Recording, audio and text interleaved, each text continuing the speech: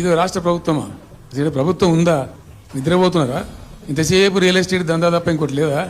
ఇల్టు భూములు ఎట్లా అమ్ముదాం, పల్టు భూములు ఎట్లా అమ్ముదాం, ఆ భూములు ఎట్లా దెబ్బ పెడదాం, ఇల్లు ఎంత కమిషన్ కొడదాం, ఇది తప్ప రాష్ట్ర ప్రయోజనాలు, నీళ్లు, రైతులు, మనుషులు లేరా? ప్రాజెక్టులు ఎందుకు 2 నెలల నుంచి ₹1 పెట్టలే?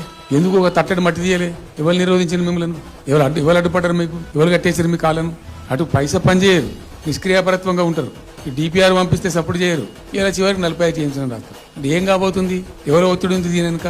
ఏం కుట్ర దాగి ఉంది? ఇది 2 నెలల నుంచి నేను మౌనం పాటించి చూసుకుంటూ వస్తుంది. తప్పని పరిస్థితి నేను బయలుదేరినప్పుడు తప్పదు.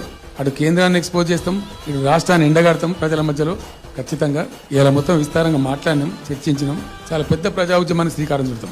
కంపల్సరీ పాలమూరు, రంగారెడ్డి, నల్లగొండ జిల్లాలలో గ్రామాన దానికి పోస్టర్ డిజైన్ అవుతుంది, కరపత్రం డిజైన్ అవుతుంది. ప్రజా ఉద్యమాలు చేస్తాం, పెద్ద బహిరంగ సభలు పెడతాం.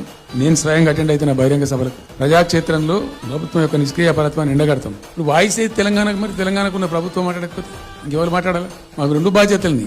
ఒకటి తెలంగాణ తెచ్చిన పార్టీగా, రెండవది ప్రధాన ప్రతిపక్షంగా కూడా కంపల్సరీ మా డ్యూటీ మేము చేయాలి. అందుకోసం గాను వీళ్ళు ఏదో తమాషకు మేము అదోటి అడ్డం పొడుగు మాట్లాడి, కిరికిరి మాటలు మాట్లాడి, కారు కూతలు పూసి ఏదో చేస్తామనుకుంటే నడవదిగా.